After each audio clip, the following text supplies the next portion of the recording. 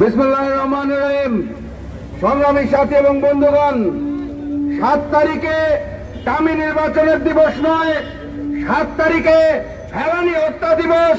যেদিন কাঁটাতারের বেড়ায় আমার বোন ফেলানীকে হত্যা করে ঝুলিয়ে রাখা হয়েছিল, আজকে এত বছর পরে সেই একই 7 তারিখে ভারত সরকার বাংলাদেশকে কাঁটাতারে ঝুলিয়ে রাখতে চায়। তাদের পছন্দের প্রার্থীকে ক্ষমতায় রেখে দিল্লির পুতুল সরকার বানাতে চায় শেখ হাসিনাকে। আমরা বাংলাদেশকে ফেলানী হতে দিতে রাজি নই, আমরা বাংলাদেশকে ফেলানী হতে দিব না। আপনারা জানেন আগামীকাল এবং পরশুদিন আমরা হরতালের ঘোষণা দিয়েছি। একই সাথে সাথে 12 দলীয় জোটের পক্ষ থেকে 7 তারিখ গণ কারফিউ ঘোষণা করা হলো। কেউ ঘর থেকে বেরোবেন না, ভোট দিতে যাবেন না।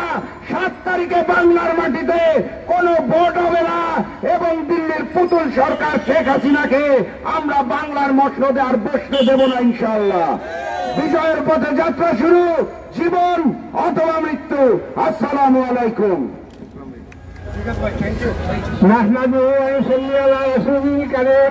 বিসমিল্লাহির রহমানির রহিম। বাংলাদেশের জোট নেতৃবৃন্দ, সাংবাদিক ভাইয়েরা, আসসালামু আলাইকুম। আপনারা জানেন বাংলাদেশ আজকে এক কঠিন সংকটে পড়ে আছে।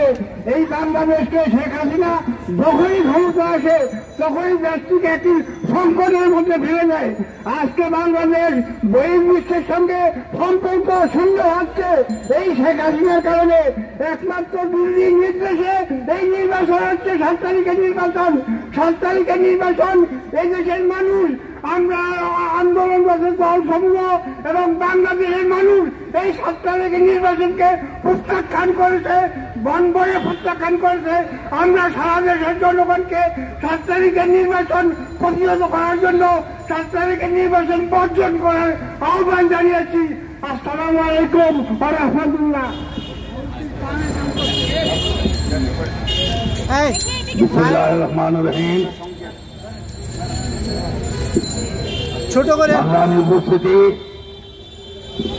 আজকে যে অবস্থা সারা দেশে চলছে, একটি অবৈধ সরকারের বিরুদ্ধে আরেকটি অবৈধ নির্বাচনের পায়তারা করছে। এই নির্বাচন শেখ হাসিনা আপনি করতে পারবেন না। 7 তারিখে আপনি লেজে গোবরে এক হয়ে যাবেন। আপনি জানেন হিটলারও নির্বাচিত ছিল, কিন্তু সেই স্বৈরাচার ছিল। আপনি নির্বাচন দাবি করেন, রাতের ভোট দিনের ভোট রাতে করে আপনি নির্বাচিত হয়েছেন। আপনি একটি অবৈধ সরকার আরেকটি অবৈধ সরকার গঠনের যে পায়তারা আপনি করছেন, বাংলার মানুষ আপনাকে ভাও করবে। 7 তারিখে আপনি ছেড়ে দেবেন না। আপনি বুঝতে পারবেন যে বাংলার মানুষের মন কত কঠিন। এই বাংলার মাটি নরম। আমার জাতির দুর্দিন, জাতির ভাগ্যাকাশে এক দুর্যোগের ঘন ঘটা 7ই জানুয়ারি এই অবৈধ খুনি হাসিনা সরকার বাংলাদেশের জনগণকে নিয়ে যে রং তামাশা করছে, যেই একদলীয় নির্বাচন, ভাগাভাগির নির্বাচন, মামু ভাগিনার নির্বাচন করে দেশটাকে আজকে একটা অনিশ্চিত অবস্থার মধ্যে ফেলে দিচ্ছে। আজকে সারা গণতান্ত্রিক বিশ্ব আজকে এই নির্বাচনের বিরুদ্ধে। এই নির্বাচনের পরবর্তীকালে যে অর্থনৈতিক স্যাংশন আসবে, এই অর্থনৈতিক স্যাংশনে বাংলাদেশে এক গভীর দুর্ভিক্ষে পতিত হবে। এই হাসিনা সরকার তার অ্যাবসলিউট ক্ষমতা পাওয়ার জন্য নির্বাচনকে আজকে ছেলে খেলায় রূপান্তরিত করছে। আজকে নির্বাচনের নামে প্রহসন করছে। এই নির্বাচন যদি বাংলার মাটিতে অনুষ্ঠিত হয়, বাংলার মাটিতে ভয়াবহ দুর্ভিক্ষ হবে। সারা বিশ্ব থেকে আমরা বিচ্ছিন্ন হয়ে যাব, সারা গণতান্ত্রিক বিশ্ব থেকে আমরা বিচ্ছিন্ন হয়ে যাব, সারা উন্নত বিশ্ব থেকে আমরা বিচ্ছিন্ন হয়ে যাব। যে সকল দেশের সাথে আমাদের ব্যবসা বাণিজ্য আছে, তারা আমাদের ব্যবসা বাণিজ্য বন্ধ করে দেবে। বাংলাদেশের মানুষ ঝুঁকে ঝুঁকে মারা যাবে। আমরা সরকারের কাছে দাবি করছি, আপনাদের শুভবুদ্ধির উদয় হোক। একজনের ক্ষমতাকে চিরস্থায়ী করার জন্য, একজন ভোটারের ভোট অধিকারের জন্য আপনারা দেশকে ধ্বংস করবেন না।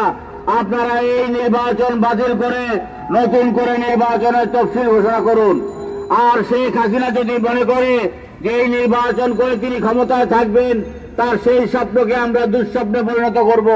কারণ শেখ হাসিনা নির্বাচন করেও ক্ষমতায় থাকতে পারবে না। পৃথিবীর ইতিহাসে কোন স্বৈর শাসক ক্ষমতায় থাকতে পারে নাই, তার পতন হবেই হবে। শেখ হাসিনার পতন এখন সময়ের ব্যবধান মাত্র, সময়ের ব্যবধানে শেখ হাসিনার পতন হবে। আমরা রাজপথে আছি, আমরা রাজপথে থাকবো। 7 তারিখ আমরা গণ কারফিউ ঘোষণা করছি। সেই দিন কেউ ভোট কেন্দ্রে যাবে না, সেই দিন কেউ এই ভাগাভাগি ভোটে অংশগ্রহণ করবে না। এই ভোট বাংলাদেশের সংকটকে আরো গভীর থেকে গভীরতা করবে। এই মুহূর্তে আমরা আন্দোলনে আছি। 7 তারিখের পরও আমরা শেখ হাসিনার পতন না হওয়া পর্যন্ত কঠিন আন্দোলনে থাকবো, কঠোর আন্দোলনে থাকবো। সমস্ত শক্তি নিয়ে শেখ হাসিনাকে উৎখাতের লড়াইতে আমরা সব সময় থাকবো ইনশাআল্লাহ। আপনাদের সবাইকে ধন্যবাদ।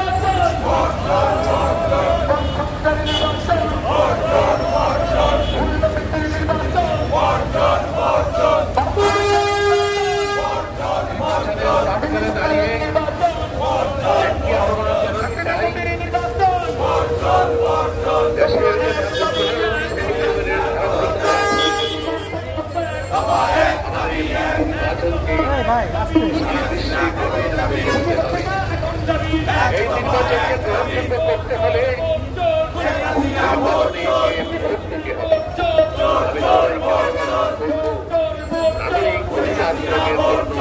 আপনারা ক্ষেত্রে যাবেন, আপনারা আমাদের পছন্দের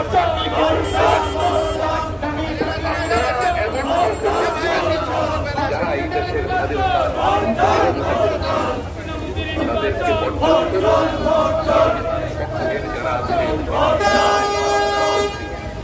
আমি এই আহ্বান জানিয়ে আজকে এই সভা